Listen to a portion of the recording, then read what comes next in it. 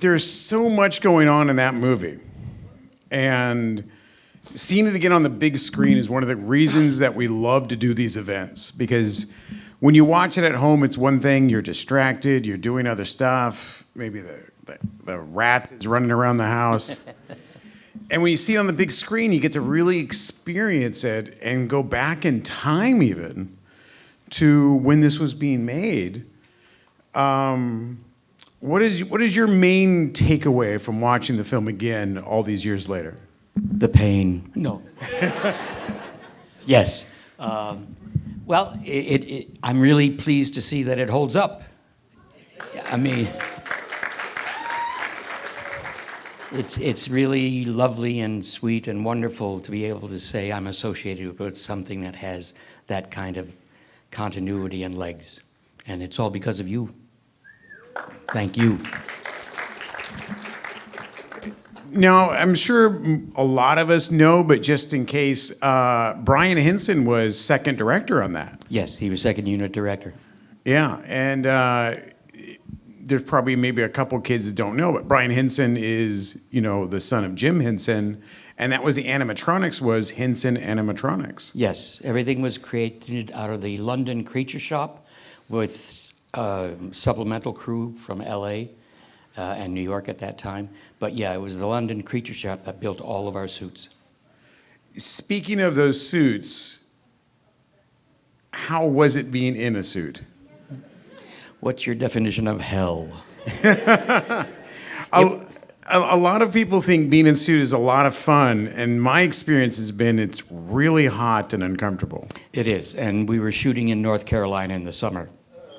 Yeah, not the best choice. But we basically helped each other get through it. The brotherhood that we depicted on the screen, we also built in real life because we were the survivors basically every day. So yeah, we kept each other going. This is another thing I know about people that are suit performers. How much is battling hydration in one of those suits? It's a real problem. Again, North Carolina in the summer, so we were sweating all the time. When we would put on the suits, they weighed about 50 pounds altogether, head and suit. Within 20 minutes of sweating them up, they weighed 70 pounds. And so that's what we were wrangling all the time. We used to freak out our dressers. After a while, we could just do this, and rivulets of sweat would just pour off of us, and they would run screaming. But they were good about it. They were very, very patient with us. That's awesome that you survived. Yeah, yes. I was much taller when we started the show. Teenage Mutant Turtles is a phenomenon in popular culture because it started as an independent black and white comic book. Eastman and Laird decided to do their own comic. They financed it. They got it put out there. And those first original issues go for major dollars these days. But they were able to do what no one had done at the time, which was license it. They had an agent that just really believed in them, and they were able to license Teenage Mutant Ninja Turtles. And that made an explosion of interest in the comic and the toy line and the cartoon and then the movie. And being part of that incredible snowball of a culture rise for Turtles gave us this incredible movie that still holds up to this day. And you were, how long were you part of that process filming for the movie? We had about a 5-month altogether shooting schedule. I think it was 4 months in the studio in North Carolina, but altogether it's about 5 months because we did some location shooting in New York, as you saw. Yeah, and that was authentic New York in some of those shots. Yeah, I recognize it. And 80s, late 80s New York, kind of with how dirty New York used to be compared to how clean it is today. And I'm saying that with kind of a wink, but people don't really understand what the early '80s New York looked like compared to modern New York now. It was funky. It was, I got there in '71, and the first place I had in New York before my girlfriend joined me was I was subletting from a girl down in Alphabet City, Lower East Side, and it was so testy that whenever I would take a cab, which was rare when I had the money, but when I would take a cab, I would make the cabbie wait for me to get inside the door. That's how funky it was. Yeah, so when they say a crime wave was happening in New York, that was really just New York. Yeah, it's what we lived every day. Yeah. With being in the suit and doing the action, that head was filled full of animatronics.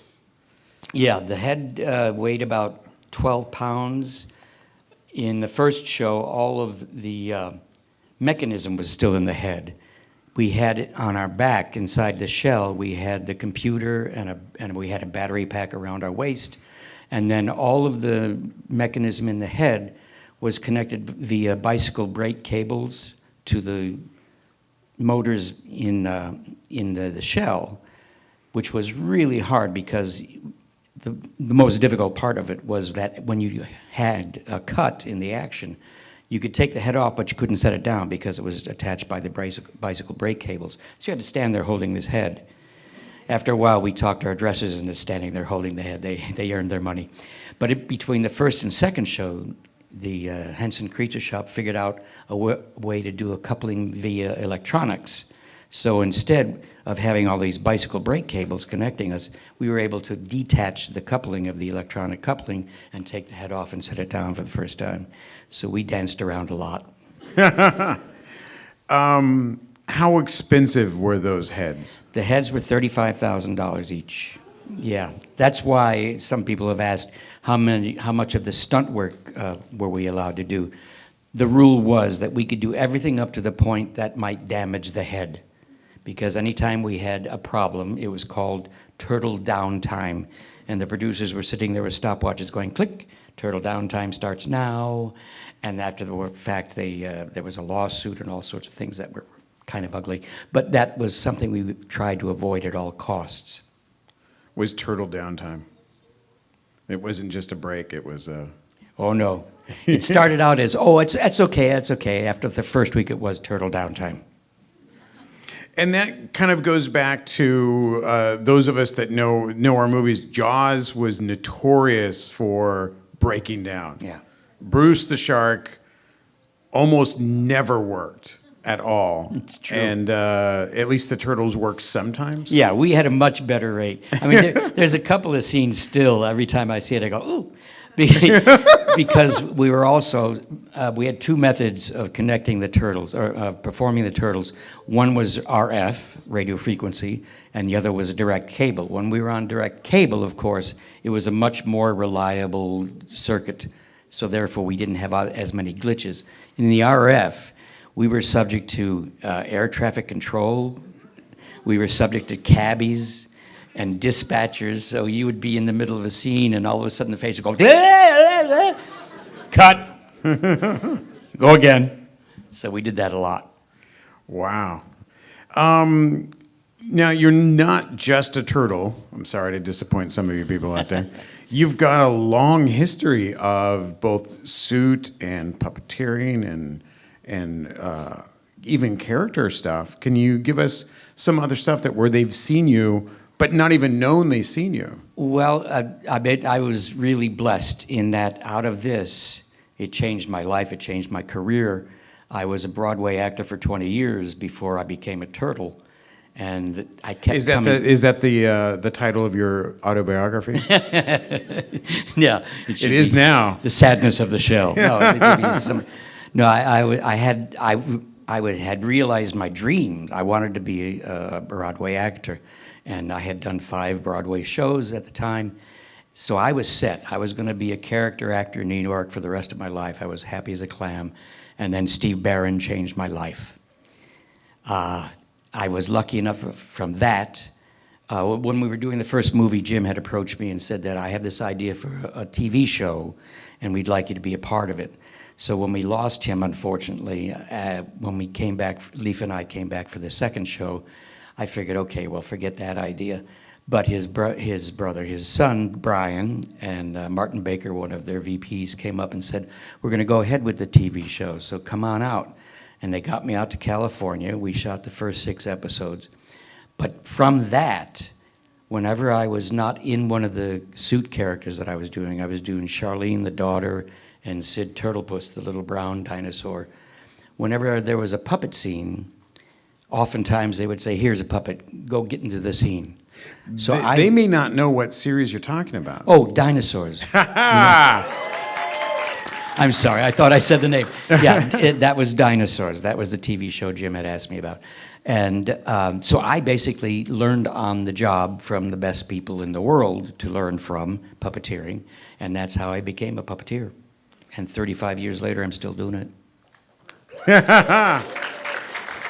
Yeah, I was hoping that was a good setup, and then it worked even better than I thought to work in the connection between turtles and dinosaurs. And you got to be a dinosaur too. Yeah. We had what they had created for turtles was basically a test bed for the ideas that Jim had for the TV show, because he wanted to have them be animatronic characters too. So we went from hell in a horrible suit to a bigger and heavier horrible suit. But it was a little bit better in one regard because the heads were bigger than our turtle heads, so there was more room for the human being inside of the head. So that was nice. Isn't that, I find it so interesting to find that connection that basically our lovable turtles are related to dinosaurs in that interesting bit of thing. And then you got to be both. Yes, again, lucky and blessed, definitely. Oh, that's fantastic. Here's a little bit of trivia for some of you guys there. The turtles got into the ooze, which comes up quite a bit, but in the comics, that was a nod to how Daredevil got his powers. That's right. And they've kind of just kept that going as like, yeah, both the turtles and Daredevil got their powers from the same ooze. So some of you know that, some of you don't, but I just love telling people that if I can, that Daredevil and the Turtles are the same. And then also, Daredevil fights the ninjas of the hand, and then again, Eastman and Lard were like, our turtles are going to fight ninjas of the foot. Yep. So there's a lot of crossover there between Daredevil and Turtles. Yeah, you can ask Kevin and Peter. A lot of this was tongue-in-cheek, believe me.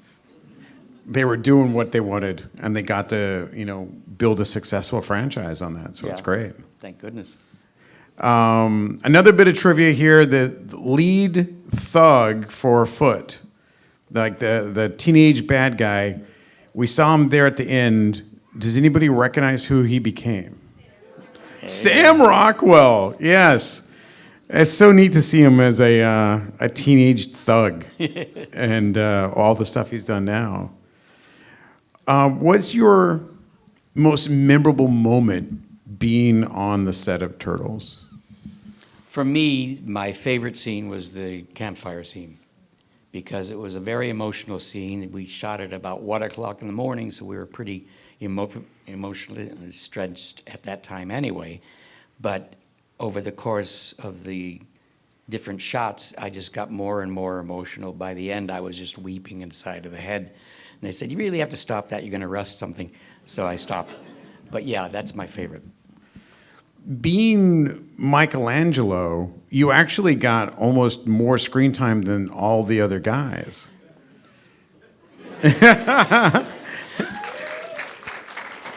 Yeah, I was paying attention. I was counting shots there. I was very blessed again in that regard. It was Steve's idea to do the cameos too, and so he came up to me and said, thank you for doing what you're doing. You get to be this guy, this Tony pizza delivery guy. And I thought, oh, cool. But the best part of that was I got to ride the moped all over the back lot. And I took off at every opportunity. That's great. That's fantastic. There's so many great moments of the movie And especially the hyperbolic of just coming up with yelling things out loud. Like you can tell that these turtles are kids and just weird words come out, and that became everybody. You know, from watching these films, watching the cartoon, there wasn't a kid that didn't scream cowabunga just running down the street.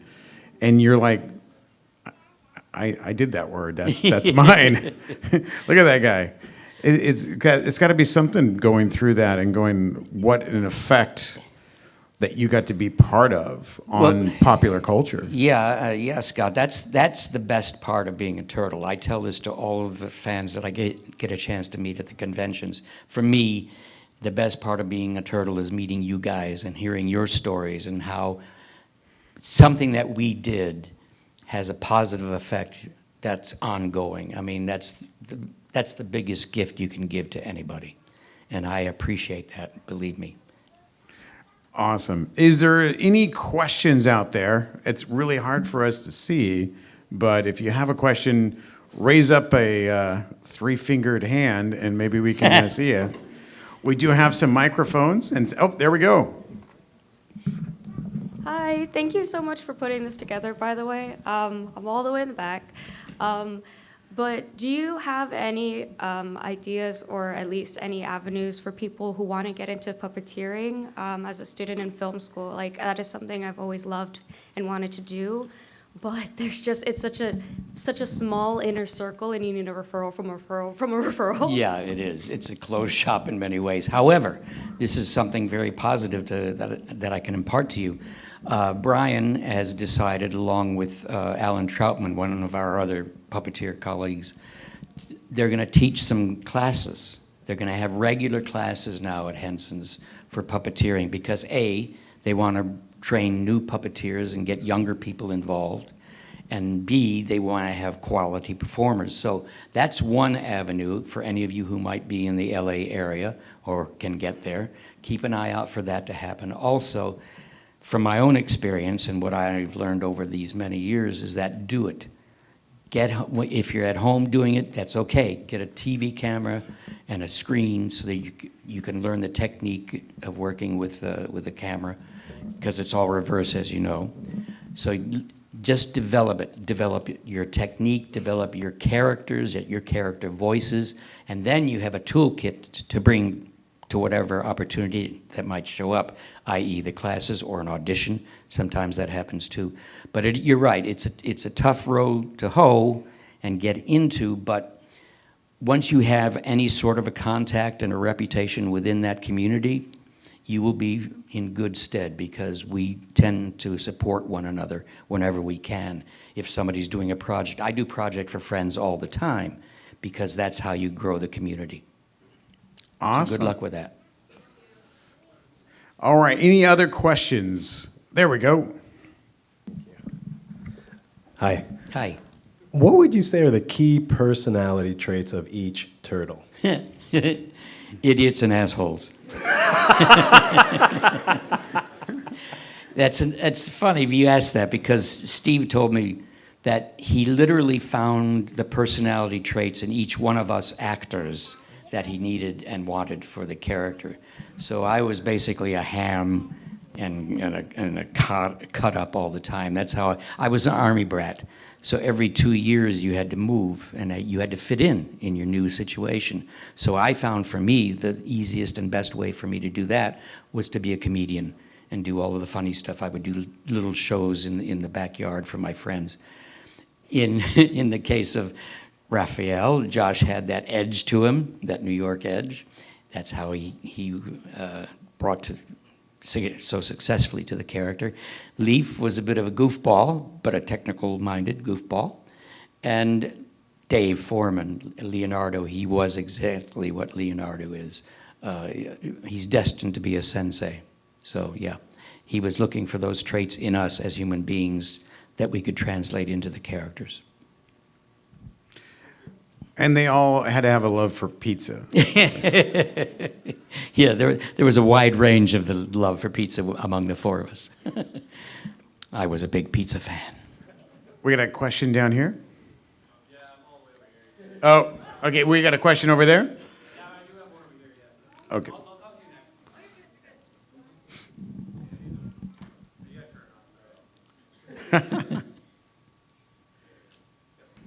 Can you hear me? There we go.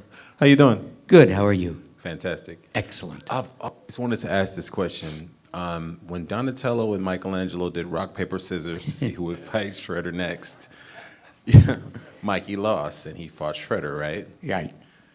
And we don't get to actually see the fight, but we hear it. And it seems like it's going on for a long time.